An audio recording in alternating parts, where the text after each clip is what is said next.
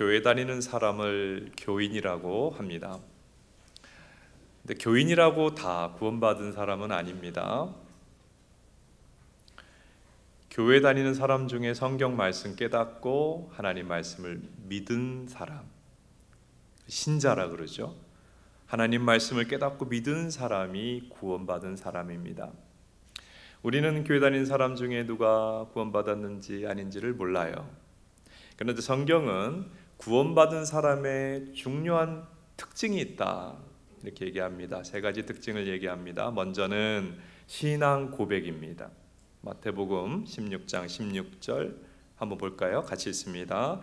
시몬 베드로가 대답하여 이르되 주는 그리스도시요 살아계신 하나님의 아들이시니이다. 예수님에 대해서 베드로가 주여 그리스도입니다 이렇게 신앙 고백을 했어요. 그래서 구원받은 사람은 예수님은 주 하나님이고 그리스도 구원자입니다 라고 신앙 고백합니다. 이 고백이 우리 모두의 고백이 되기를 바랍니다.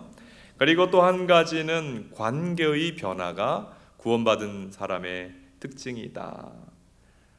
자기만 사랑하던 사람이 하나님을 사랑하게 되고 하나님을 사랑하여 예배를 사모하고 하나님과의 교제를 사모하게 된다. 또 자기만 사랑하던 사람이 내 곁에 있는 사람들을 사랑하게 된다. 그렇게 얘기합니다. 그리고 또 한 가지는 말씀의 순종입니다. 하나님 말씀을 사모하고 순종하게 된다. 아기가 젖을 사모하듯이 영혼의 양식인 하나님 말씀을 사모하고 그 말씀을 받고 그 말씀을 지켜 살려고 하는 것이 구원받은 사람의 특징이다. 그렇게 이야기를 합니다. 자, 다시 한번 정리해 봅니다. 구원받은 사람은 신앙 고백이 있고 사랑의 열매가 맺히고 순종의 열매가 맺힙니다. 따라합시다. 신앙 고백, 사랑, 순종. 예수님께서는 마태복음 7장 21절에서 순종의 관점에서 다시 한번 구원받은 자의 특징을 말씀합니다. 같이 읽어봅니다. 나더러 주여 주여 하는 자마다 다 천국에 들어갈 것이 아니요 다만 하늘에 계신 내 아버지의 뜻대로 행하는 자라야 들어가리라. 주여 주여 한다고 구원받은 것은 아니고 하나님의 뜻, 하나님 말씀대로 행하고 순종하는 자, 구원받은 자임을 알 수 있다 하는 얘기고요. 오늘 우리가 펼쳐본 요한일서 3장에서는 사랑의 관점에서, 사랑의 열매 관점에서 구원받은 자의 특징을 말씀을 합니다. 3장 14절을 우리 오늘 본문을 한번 읽어볼까요? 시작. 우리는 형제를 사랑함으로 사망에서 옮겨 생명으로 들어간 줄을 알거니와 사랑하지 아니하는 자는 사망에 머물러 있느니라. 우리가 내 가족 말고 하나님이 허락하신 공동체에 있는 원래 나와 남이었던 사람을 예수님 때문에 하나님 때문에 사랑합니까? 그러면 사망에서 생명으로 옮겨진 자다. 구원받은 자다. 사랑하는 모습을 보고 나와 상관없는 사람을 사랑하는 모습을 보고 우리는 구원받은 자인 것을 알 수가 있다. 그렇게 얘기합니다. 그리고요 15절을 보세요. 3장 15절 같이 한번 우리 자매님들이 읽어보겠습니다. 시작. 그 형제를 미워하는 자마다 살인하는 자니 살인하는 자마다 영생이 그 속에 거하지 아니하는 것을 너희가 아는 바라. 자기와 상관없는 사람을 사랑하는 사람은 구원받은 자인 것을 알 수가 있는데 누군가를 미워합니까? 그 미워하는 것은 15절에 살인하는 죄와 같다. 이 사람은 생명이 그 안에 없다. 구원받은 것이 그 안에 없는 사람이다 말씀을 합니다. 물론 우리가 믿는 자라도 누군가를 잠시 미워할 수 있습니다. 그런데 여기서 말하는 미워하는 것은 회개도 안 하고 반성도 안 하고 돌이키지도 아니하고 계속 미워하는 거예요. 줄기차게 미워하는 거예요. 이런 사람은 구원받은 사람이 아니다. 그렇게 우리 성경이 말씀합니다. 미워한다는 것은 우리가 마귀에게 속했다고 하는 증거요. 사랑하는 것은 무엇일까요? 하나님께 속했다고 하는 증거입니다. 그래서 성경은 구원받은 자는 사랑한다 이렇게 말씀합니다. 따라합시다. 구원받은 자는 사랑한다. 자, 오늘은 구원받은 성도에게 외쳐지는 가장 중요한 열매인 사랑이 무엇이며 또 사랑하는 자에게 하나님 어떤 축복을 약속하셨는지를 살펴보고자 합니다. 첫째로, 성도의 사랑은 자기 본성에서 나온 것이 아니라 하나님의 사랑에 의하여 동기부여된 사랑입니다. 본성의 사랑이 아니라 하나님의 사랑에 의해서 나오는 사랑이다. 우리 자신을 돌아보면 사람은 성경이 말씀한 대로 하나님을 떠나서 부패하고 타락했어요. 그래서 자기중심적인 존재가 되었어요. 이기적인 존재가 되었어요. 사람은 성선설을 말하는 분도 계십니다마는 아기를 낳아서 켜보세요. 아기가요 이타적인가요? 천만의 말씀이죠. 이기적입니다. 이 인간은 본성적으로 이기적이에요. 이기적이라는 말은, 내 중심적이라는 말은 나를 높이고자 하는 마음이 있다는 거예요. 나를 하나님처럼 높이고자 하는 마음이 있는데 내 곁에 있는 사람들이 때로 방해가 되어 분노합니다, 정죄합니다, 판단합니다, 미워합니다. 성경에 보면 사람이 타락하고 나서 자기중심적으로 돼서 사람에게 분노하는 모습이 바로 나오는 것이 창세기 4장 이야기 아닙니까? 가인 이야기 아닙니까? 가인이 왜 동생을 미워했어요? 나보다 더 동생이 인정받는 것 같으니까, 나보다 더 동생이 높아지는 것 같으니까 미워하다가 분노하다가 어떻게 했습니까? 살인하게 됩니다. 그러니까 우리 안에 가만히 들여다보면 이 가인의 본성이 들어와 있어요. 누가 높아지기를 원해요? 내가 높아지기 원해요. 그래서 사람들을 자꾸 내가 높아지는 데 방해가 된다고 생각해서 판단하고 미워하고 분노하게 되는 것이죠. 우리는 가만히 있어도 그렇게 돼요. 가만히 있으면 사랑이 막 샘솟아 나는 게 아니라 가만히 있으면 미워하게 됩니다. 그런데 이렇게 본성상 타락한 죄인인 우리를 하나님은 긍휼히 여기시고 용납하시고 용서하기 원하셔서 사람의 몸을 입고 이 땅에 오셔서 십자가에 우리 죄를 짊어지고 대신 죽으심으로 우리 죄를 사해 주셨어요. 이것은 하나님의 사랑이라고 하지 않습니까? 이 하나님의 십자가의 사랑을 받은 사람은 그 사랑에 의하여 변화되어 하나님처럼 사랑할 수 있는 사람이 됩니다.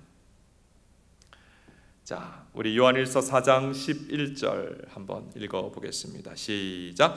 사랑하는 자들아, 하나님이 이같이 우리를 사랑하셨은즉 우리도 서로 사랑하는 것이 마땅하도다. 하나님의 사랑을 받습니까? 그 사랑으로 우리가 변화되어 하나님처럼 사랑하게 된다 하는 것이지요. 오늘 우리가 사는 세상은 이 사랑에 대하여서 매우 왜곡된 정의를 가지고 있습니다. 불륜을 사랑이라고 말하는 시대 아닙니까? 동성 간의 변태적인 성관계도 사랑이라고 그렇게 부르는 시대가 아닙니까? 성경에서 죄라고 말하는 것을 사랑이라고 말해요. 사랑을 다 왜곡시켜 놨어요. 이것은 가짜 사랑입니다. 하나님께서 하나님의 사랑을 받은 너희들은 사랑하라 할 때 사랑은 그런 사랑이 아니에요. 세상이 말하는 가짜 사랑이 아니에요. 하나님의 사랑을 받은 자 안에 일어나는 변화, 하나님의 사랑에 의해서 동기부여된 사랑을 말씀을 하는 것입니다. 내 본성의 사랑이 아니라 하나님께 받은 사랑으로 사랑하는 것을 이야기를 하는 것입니다. 하나님의 사랑을 받게 되면 우리 안에 하나님 사랑, 참 사랑이 생겨나요. 그런 사랑의 능력이 솟아납니다. 하나님께서 이와 같은 은혜를 우리에게 주신 줄로 믿습니다. 하나님이 나를 참 허물 많은 나를 용납하셨네요. 그리고 용서하셨네요. 나도 주변에 허물 있는 사람들을 용납해야겠다, 용서해야겠다, 이런 마음이 생겨나는 것입니다. 어떤 교회 담임 목사님 가정에 딸이 있었는데 이 딸이 몹시 방황했어요. 중고등학교, 대학교 가서도 방황을 했어요. 머리는 시뻘겋게 물들어 갖고 다니고 어느 날은 교회 앞에서 담배를 피우고 있다가 많은 성도들이 보게 되었어요. 그래서 목사님 이야기 귀에도 들어왔습니다. 목사님 딸이 교회 옆에서 담배 피고 있다가 중고등부 애들하고 우리 다 봤어요. 여러분 같으면, 여러분이 그런 딸을 뒀다면 뭐라고 얘기하시겠습니까? 목사님이 그날 얘기를 듣고 딸을 불렀습니다. 그리고 이렇게 얘기합니다. 괜찮다. 다만 교회 앞에서 피지 말고 앞으로는 좀 멀리 가서 펴라. 그렇게 얘기를 했대요. 자, 이 목사님이 본성에서 얘기를 했을까요? 아니면 하나님의 용서와 용납의 사랑의 마음에서, 하나님의 사랑의 마음에서 얘기했을까요? 아마 본성에서 얘기했다면, 아니 너 같은 것이 내 딸이 맞느냐? 아마 호되게 화가 나서 야단을 치고 정죄하지 않았겠습니까? 그런데 괜찮다. 조금 떨어져서, 교회에서 좀 떨어져서 말들이 많으니 가서 네가 피고 싶으면 펴라. 이것이 용납이요, 하나님의 사랑받은 자의 용서요, 또는 하나님의 사랑의 표현 아니겠습니까?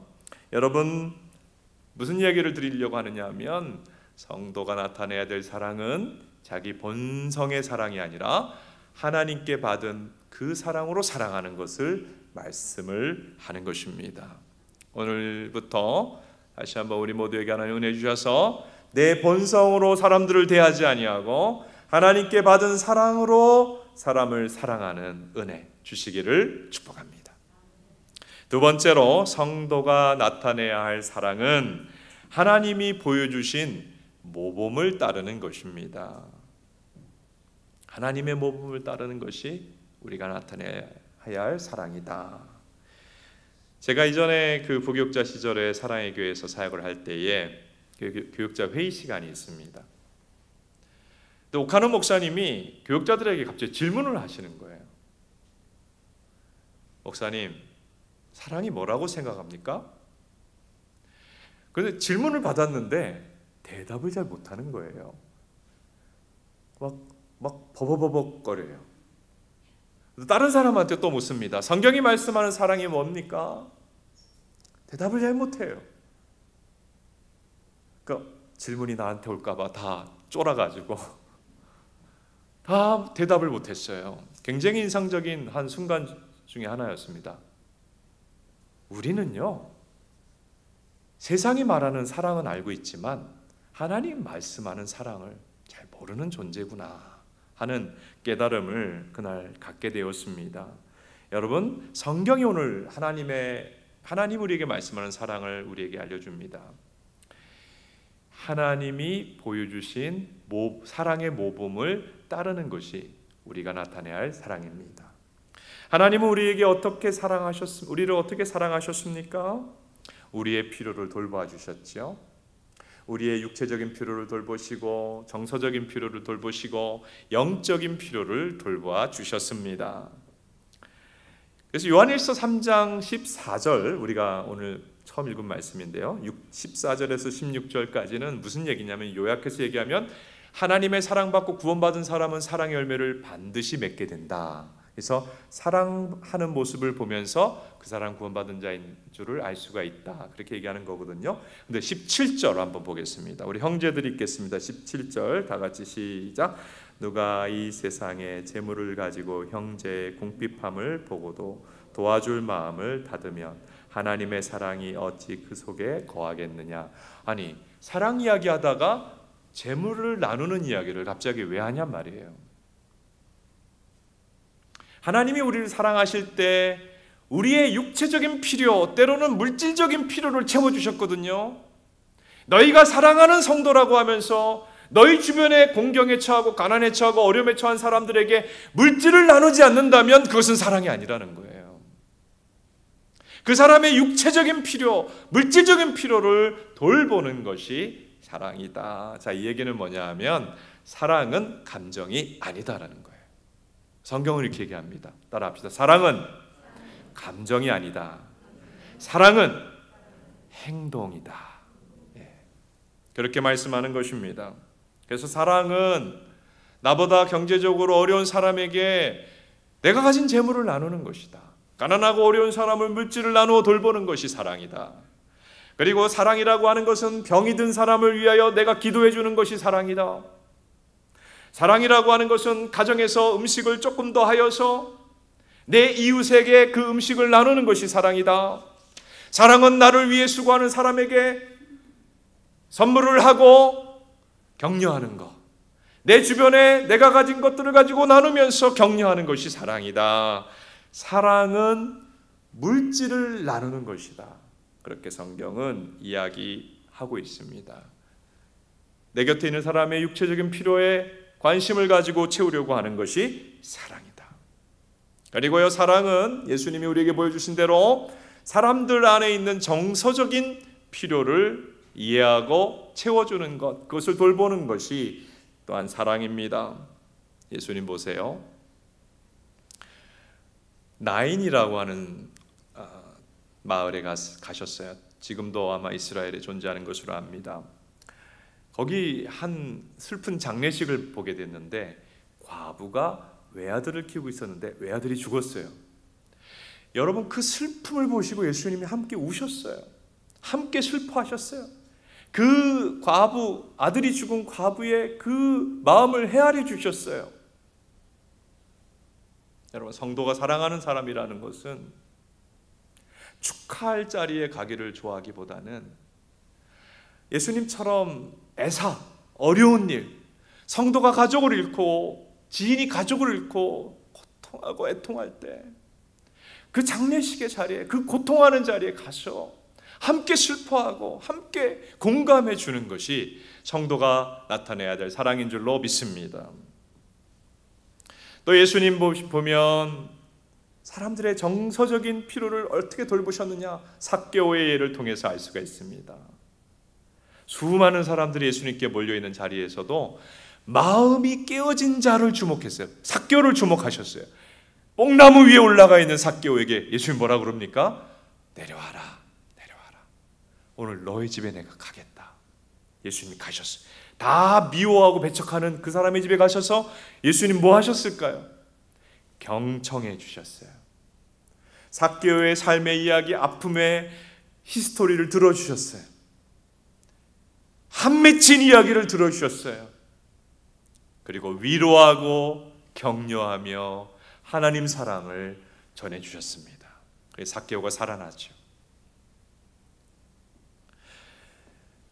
사람들 마음 안에 있는 정서적인 필요를 이해하고 돌보는 것, 이런 사랑이 우리 안에 풍성해지기를 축복합니다. 어떤 사람이요, 힘들 때마다 그 자기 이렇게 회복되는 방법이 평소에 박스 하나를 마련하고 거기다가 격려라고 이름을 써놓은 박스를 하나 마련하고 지인들에게 받은 편지나 글이나 문자나 나에게 격려되는 것은 다 출력해갖고 다 넣어놓는데요. 그리고 마음이 지치고 너무 괴롭고 힘들면 그 격려 박스를 열어가지고 평소에 사람들이 나에게 줬던 말 중에 제일 힘이 되는 말들을, 편지를 다시 읽어보고 문자를 출력한 거 다시 읽어본다는 거예요. 그러면 회복이 된다고 합니다. 우리가 사는 세상은 우리로 하여금 낙심하게 하고 마음이 괴롭게 하고 힘들게 하는 말들을 참 많이 하죠. 우리 주변만 그런 게 아니라 우리 입에서도 다른 사람의 마음에 상처를 내고 괴롭게 하고 힘들게 하는 말을 우리가 할 때가 얼마나 많습니까? 사랑은 사랑과 격려의 말로 표현돼야 한다. 사랑은 우리 입술로 격려와 사랑, 위로의 말로 표현되기를 주님이 원하십니다. 성경을 보면 하나님이 우리에게 왜 입을 창조해 주셨느냐, 두 가지 목적이 있는데, 하나님을 찬양하고 경배하고 사람들에게 사랑의 말을 하라고 입술을 주셨다. 근데 우리가 자꾸 마귀의 시험에 빠져서 우리의 입술로 뭘 합니까? 다른 사람을 찌르는 말들을 하게 되는 것이 우리의 죄죠. 그래서 하나님께서 우리 입술을 변화시켜 주시고 언어의 성화를 주셔서 사랑이 우리 입술을 통하여 늘 표현되는 사람이 되기를 바랍니다. 그리고요, 예수님께서는 사람들의 육체적인 필요, 물질의 필요, 정서적인 필요만 아니라 영적 필요를 돌보셨어요. 그래서 사실 예수님의 사역을 보면 늘 먹을 것만 나눠주는 사역을 한 것이 아니고 가난한 자를 도와준 사역도 일부 하셨지만 더 중점적으로 한 사역은 하나님의 말씀을 전하는 사역을 하셨어요. 거기에 더 역점을 두셨어요. 육신의 피로 채우는 것도 중요하고 정서적인 피로를 채워주는 것도 주님이 중요하게 여겼지만 제일 중요하게 여기신 것은 그 영혼의 피로를 채우고 영혼을 살리는 것을 가장 중요하게 여겼습니다. 가만히 보면 우리도요, 누군가가 교회 가보자 해서 교회를 나오지 않았습니까? 또 교회를 나왔을 때 믿음도 없고 아무것도 모를 때에 하나님 말씀을 나에게 가르쳐준 분들이 있지 않습니까? 여러분, 나를 교회 가자 한 사람, 그것이 하나님의 사랑입니다. 나를 성경 말씀을 가르쳐주고 믿음이 자라게 해주는 그것이 놀라운 사랑이에요.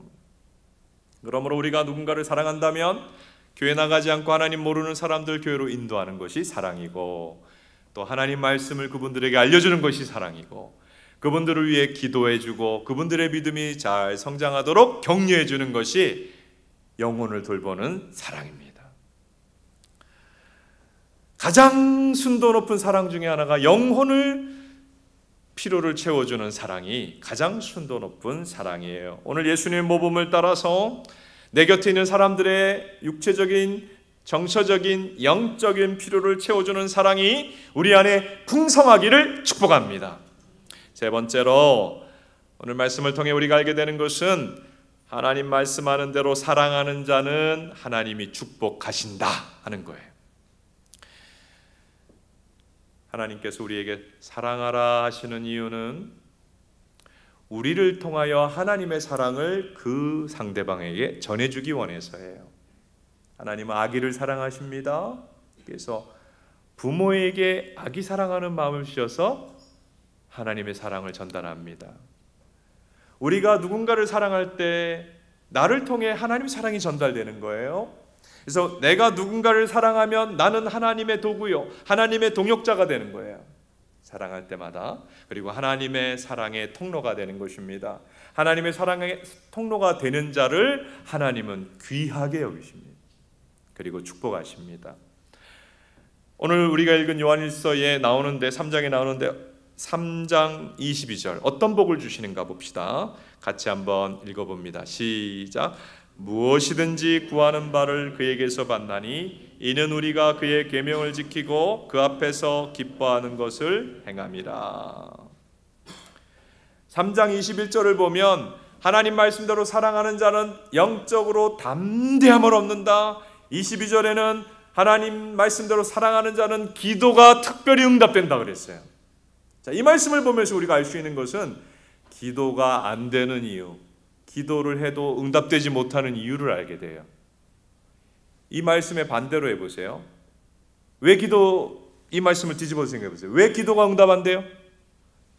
기도하는 내 안에 미워하는 마음, 판단하는 마음, 정죄하는 마음, 분노하는 마음이 있으면 기도가 응답이 안 됩니다. 근데 예수님 말씀대로 내 안에 용납하고 용서하고 사랑하며 사랑을 베풉니까? 우리의 기도가 특별하게 하나님 앞에 응답이 되는 것입니다. 우리가 사랑함으로 하나님께서 우리 기도에 귀 기울이시고 특별히 응답하시는 복이 임하게 되기를 바랍니다.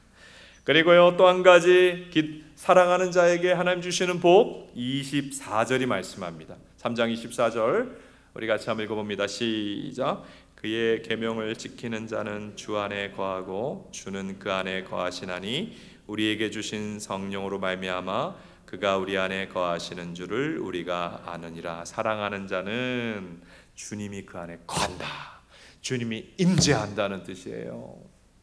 성령님이 그 안에 거하실 것이라고 말씀하셨어요. 여러분, 교회를 다니지만 어떤 사람은 하나님이 저 멀리 느껴져요. 아니, 도대체 하나님 계신 것조차 못 느끼겠어요. 그런데 어떤 사람은 예배 때마다 감격이요, 눈물이요, 하나님이 나를 꼭 안아주신다고 말해요.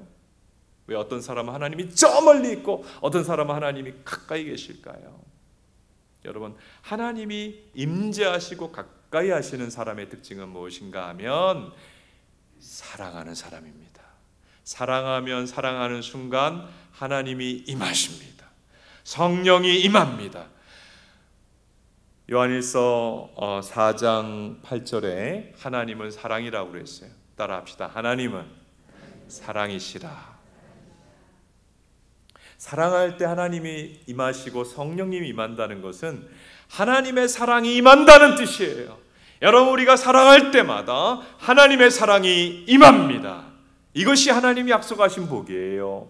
어떤 사람은 성경 공부하면서 제가 직접 경험한 일인데요. 사실 제자훈련 3과 그 3권에 사랑이라는 과가 있거든요. 같이 공부를 했어요. 그래서 이 시간 좀 그동안 사랑하지 못했던 사람 누군가 생각하고 어떻게 사랑을 실천할까 생각해 봅시다 그랬더니 어떤 분이 좀 마음이 불편해하면서 이렇게 얘기합니다. 목사님, 이렇게 하면요 결국은 우리 시어머니만 유익해요. 나를 얼마나 힘들게 했는데 내가 용납하고 용서하고 사랑하면 그 사람만 좋고 나는 손해예요. 그러더라고요. 여러분, 우리는 사랑하면 사랑을 줘서 나는 뭐지? 이런 생각을 하게 돼요. 나는 줬고 나는 손해봤다. 성경을 조금 덜 봐서 그런 거예요. 자, 요한일서 3장 24절 다시 한번 읽어봅니다. 시작. 그의 계명을 지키는 자는 주 안에 거하고 주는 그 안에 거하시나니 우리에게 주신 성령으로 말미암아 그가 우리 안에 거하시는 줄을 우리가 아느니라. 우리가 사랑하는 순간 하나님이 우리의 마음에 임하시고 성령님이 임하시고 하나님의 사랑이 부어집니다. 손해예요, 손해가 아니에요. 성 프란시스는 우리가 사랑을 주면 그 즉시 하나님의 더 큰 사랑이 우리에게 부어진다 그랬어요. 할렐루야. 그러니까 사랑하면 내가 손해나고 내가 고갈되는 것이 아니라 하나님이 더 큰 사랑을 주세요. 내가 베푼 사랑보다 더 큰 사랑, 더 큰 복을 주시는 것이지요. 그래서 사랑하면 내가 사랑을 베푸는 대상이 복을 받는 것이 아니라 사실 그 사람보다 더 크게 나 자신, 사랑하는 나 자신이 복을 받게 됩니다. 여러분 한번 시험 한번 해보세요. 이번 주간에 누군가가 미웠던 사람이 있죠? 열심히 한 주 동안 미워하면서 지냈던 때도 있을 수 있어요. 그때 어떻습니까? 마음이 너무 좋고 몸이 가뿐하고 힘이 나고 너무 행복합니까? 열심히 미워해보면 이상하게 그 사람은 멀쩡한데 내 마음이 아프고 내 몸이 아프고 인생이 피곤합니다. 근데 반대로 한 주 동안 열심히 사랑을 실천하신 분도 계실 거예요. 사랑해보면 어때요? 용납하고 용서하고 선하게 대하고 너그럽게 대하고 사랑을 친절하게 베풀면 마음이 어떻습니까? 마음이 힘이 나고 몸이 평안해지고 인생이 행복해집니다. 여러분, 하나님의 원리입니다. 따라합시다. 사랑하는 자가 하나님이 복을 주시는 자이다. 그리고 또 한 가지 사랑하는 자에게 하나님 주시는 복이 있는데 앞날의 복이 있다. 디모데전서 6장 17절로 19절입니다. 같이 읽겠습니다. 시작. 내가 이 세대에서 부한 자들을 명하여 마음을 높이지 말고 정함이 없는 재물에 소망을 두지 말고 오직 우리에게 모든 것을 후히 주사 누리게 하시는 하나님께 두며 선을 행하고 선한 사업을 많이 하고 나누어 주기를 좋아하며 너그러운 자가 되게 하라. 이것이 장래에 자기를 위하여 좋은 터를 쌓아 참된 생명을 취하는 것이니라. 말씀 좀 더 봅시다. 눈으로. 정함 없는 불확실한 재물에 소망을 두지 말라. 우리에게 모든 것을 후히 주시고 누리게 하시는 하나님께만 소망을 두라.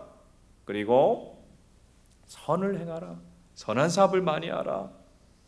나누어 주기를 좋아하고 너그러운 자가 되게 하라. 베풀고 나누라.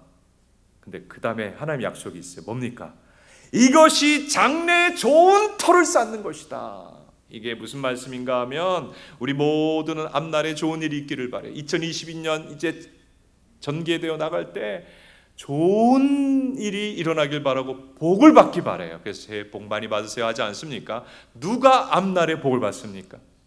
누가 앞날에 좋은 일을 쌓아놓는 사람입니까?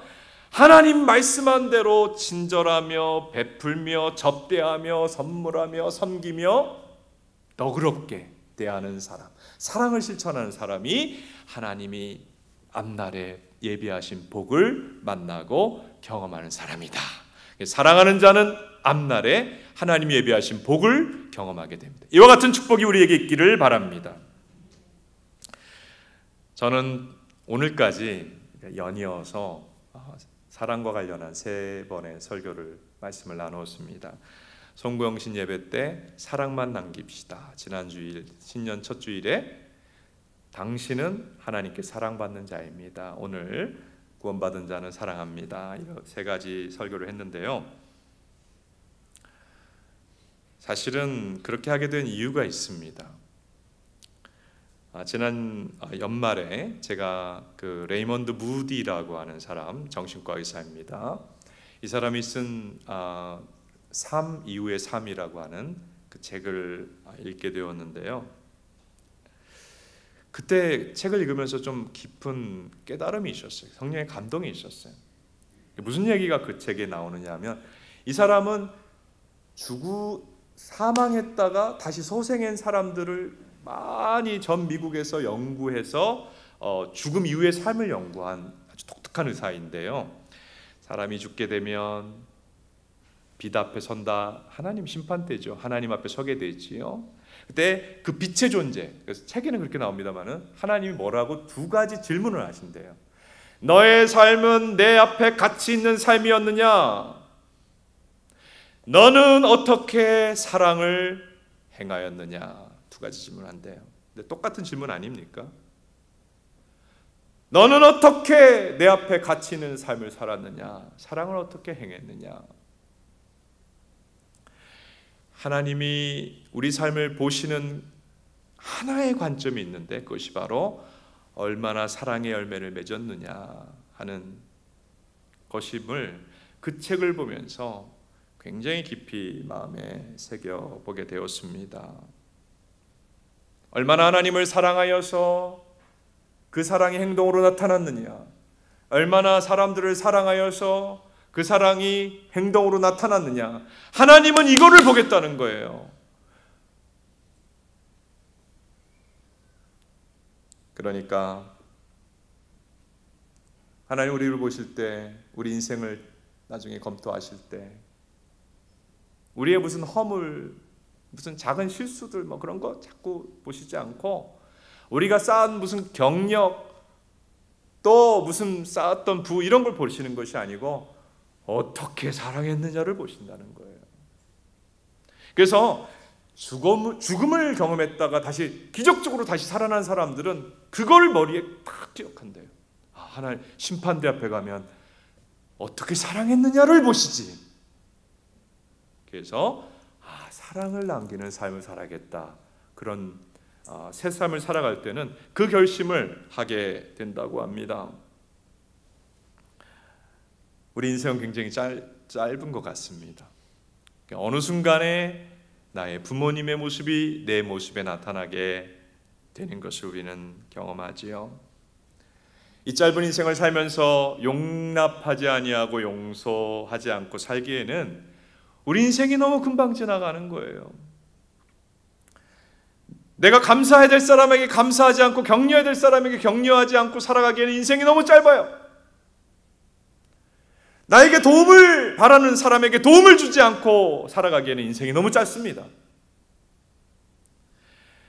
내 옆에 있는 사람에게 친절을 베풀고 너그럽게 그 사람을 대하지 않고 살아가기에는 너무 인생이 짧아요. 사랑을 실천하지 않고 살기에는 우리 인생이 너무 빨리 지나가요. 얼마나 빨리 지나가는지 몰라요. 여러분, 우리 인생, 우리 각자 오늘 예배드리는 우리 인생의 특징이 사랑받고 사랑을 나누는 삶이 될 수 있기를 축복합니다. 그래서 하나님 앞에 섰을 때 하나님 말씀대로 사랑을 나누고 하나님께 사랑받고 하나님의 사랑을 나누는, 내 주변의 사랑을 흘려보내는 삶을 살았습니다. 이렇게 고백할 수 있는 저 여러분 될 수 있기를 주님의 이름으로 축복합니다. 머리 숙여서 기도하겠습니다.